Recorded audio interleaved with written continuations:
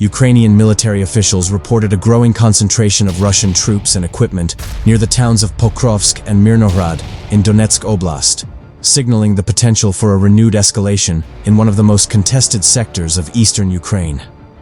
According to Ukraine's Operation Task Force East, Russian forces have been quietly building up reserves in the area while increasing aerial strikes and artillery fire in preparation for intensified offensive operations. The report, released on March 4th, indicates that Russian commanders are attempting to reinforce their positions along the Pokrovsk axis, a strategically important direction in the ongoing campaign in eastern Ukraine. Over the past month, Ukrainian defenders stationed in and around the Pokrovsk Myrnohrad agglomeration claim to have inflicted heavy losses on Russian assault units. More than 1,000 Russian troops were reportedly killed or wounded during February alone, as Ukrainian forces repelled repeated attacks and maintained defensive lines along the northern outskirts of both towns.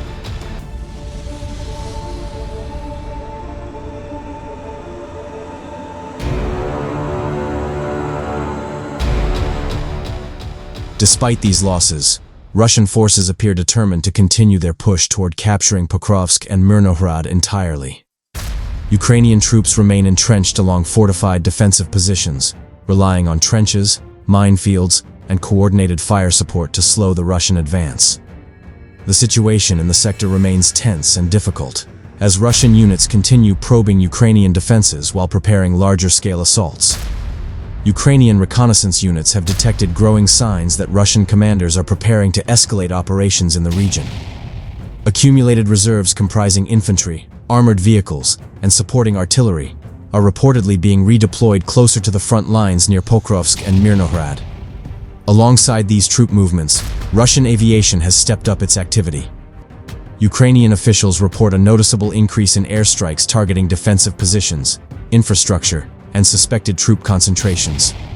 These strikes are often combined with heavy artillery barrages and rocket fire intended to soften Ukrainian defenses before ground assaults.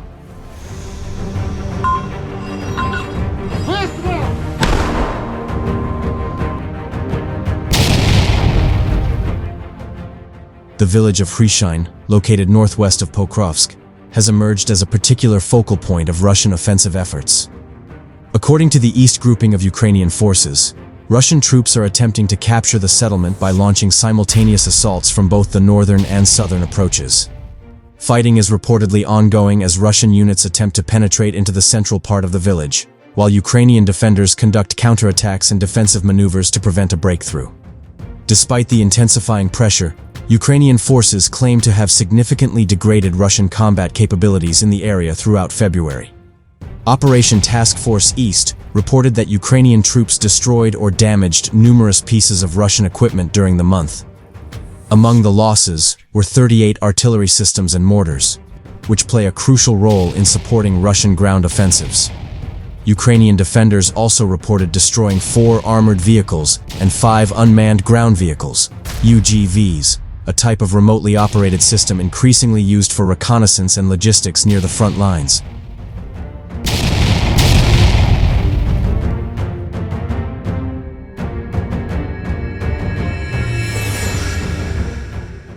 In addition to heavier equipment, Ukrainian forces reportedly neutralized 84 soft-skinned vehicles and motorized transport units used to move troops, ammunition, and supplies. Such losses can complicate logistics for advancing Russian formations, forcing them to rely on fewer supply routes or less efficient transport methods. Beyond the immediate area around Pokrovsk and Myrnohrad, fighting continues across a wider front. Ukrainian military reports indicate that Russian forces launched at least 10 assault attempts along the broader Pokrovsk axis on the 4th of March alone.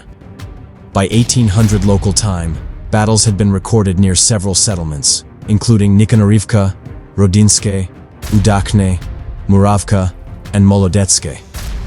Russian troops were also reported advancing toward Chervony Lyman. At least 4 combat engagements were still underway at the time the report was issued, suggesting sustained pressure along multiple points of the front line. These attacks appear designed to stretch Ukrainian defenses by forcing units to respond to simultaneous threats across a wide area.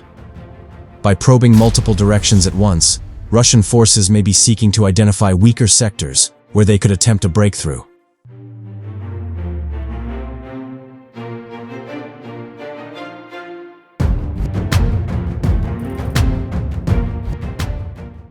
Elsewhere in eastern Ukraine, Russian forces also attempted limited advances in several other operational directions. In the Sloviansk direction, Russian units reportedly launched 3 separate attempts to push toward the settlements of Dronivka and Rai-Oleksandrivka.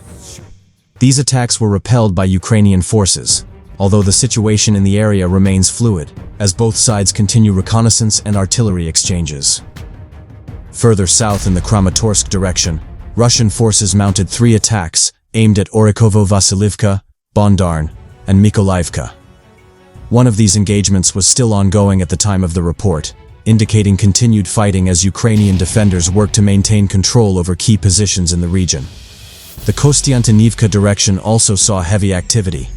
Ukrainian officials reported 8 separate Russian offensive actions near settlements including Kostiantynivka, Pleshchivka, Sherbinivka, Ilinivka, Rusin Yar, and Sofiivka.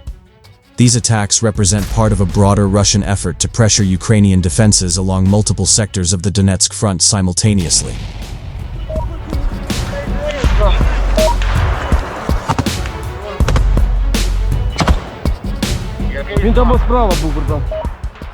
In response to the Russian buildup, Ukrainian forces are implementing a range of defensive measures designed to slow or disrupt potential assaults.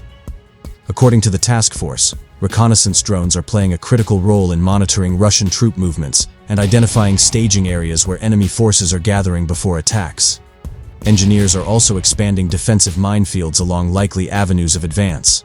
By mining roads, fields, and other potential routes, Ukrainian forces aim to limit the mobility of Russian armored vehicles and infantry units. At the same time, Ukrainian artillery and drone units are actively targeting Russian supply routes and logistics hubs. Strikes on ammunition depots, fuel storage points, and transport vehicles are intended to reduce the effectiveness of Russian offensive operations before they reach the front line. Ukrainian aviation is also engaged across the sector, providing close air support and conducting strikes against Russian concentrations of troops and equipment.